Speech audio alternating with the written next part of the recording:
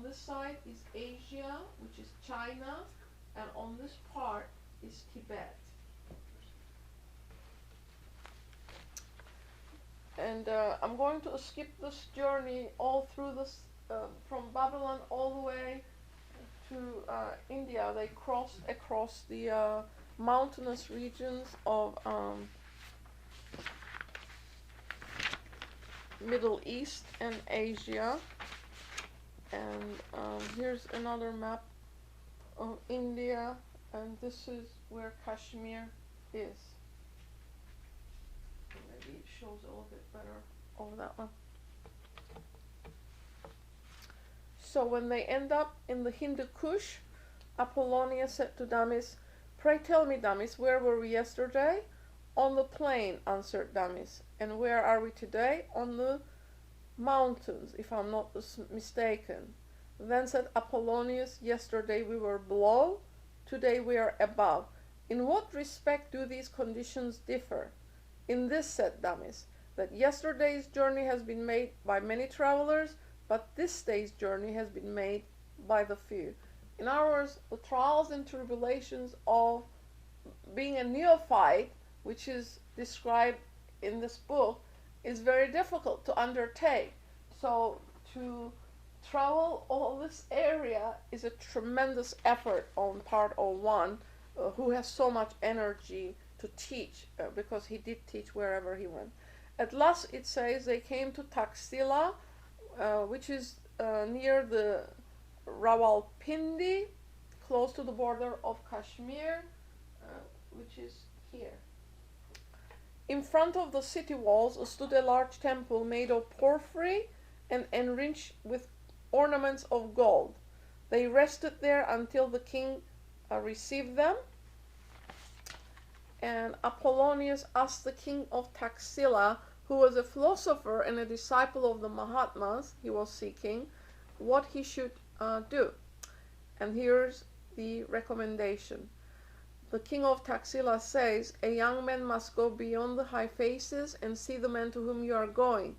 When he comes into their presence, he must make a public declaration of studying philosophy, and they have it in their power, if they think proper, to refuse admitting him to their society if he does not come pure. And when no stigma is discovered, your youth's character is then examined. Such information as relates to the candidates individually is acquired by a minute investigation of their looks.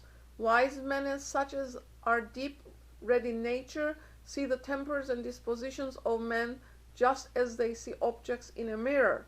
In this country, philosophy is deemed of such high price and so honored by the Indians that it is very necessary to have all examined who approach her." So this is then. Is it different now? No.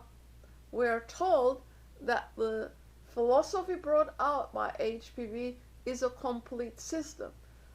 And a student gave a talk saying that we cannot reach to the Mahatmas but through their philosophy. We need to embrace their philosophy, learn it, disseminate it, and then we can approach them. This is what he did he not? He was an initiate, he was pure, he taught everywhere there, he promulgated the Pythagorean system. The Pythagorean system is no different than the Hermetic philosophy, which is what HPB brought out as the world religions today, based on. So, this book tells us, if we want to be neophytes, how to go about approaching the Mahatma. So we need to read not only the lines, but between the lines and beyond the lines. It is translation into our own lives is very important, according to what is being said here. So, when they reached the hill where the wise men lived, it says that the hill rose majestically from the plain. I'm sorry, I have to finish it or it would mean nothing to you. I'll take another 5 minutes. It says that there was a castle on the top of the hill. Apollonius could see the entrance to the castle, but Damis could not. He could only see the clouds that covered it. As soon as they had dismounted from their camels, a messenger from the masters appeared, wearing a codices on his brow. he brought Apollonius a letter of welcome from the wise men on the hill. And when they were conducted into their presence, the chief Iarchas addressed him in Greek. These perfected ones can speak any language, or no language if you like. They know all of it, minutely describing the journey which had brought them there. And then Apollonius asks him if he may be informed, and Iarchus accepts the invitation, and he says, I will teach you. And then asks Apollonius, do you know yourselves? We know all things because we know ourselves, for there is not one among us who would have been admitted to the study of philosophy had he not had that previous knowledge. Apollonius then asked, and what then do you consider yourselves? And he says, as gods. The Iarchus says, we are gods. And why gods? Because we are good men. Now that should give us an indication what is necessary to walk this path. So, to cut it short, he stayed there 13 years. And he was informed in philosophy. And at the end of it, he came out. Let me see where that is. He was sent out to distribute the wisdom religion amongst the Greeks, and he came back to teach. And on his departure, he says, he sent them a note back, Apollonius to Iarchus and other sages, health, I came to you by land, you have given me the sea. In communicating to me your wisdom, you have opened the road to heaven. I will remember this among the Greeks. I will continue to enjoy your conversation as if still with you, if I have not drunk of the cup of Tantalus in vain. Farewell, excellent philosophers.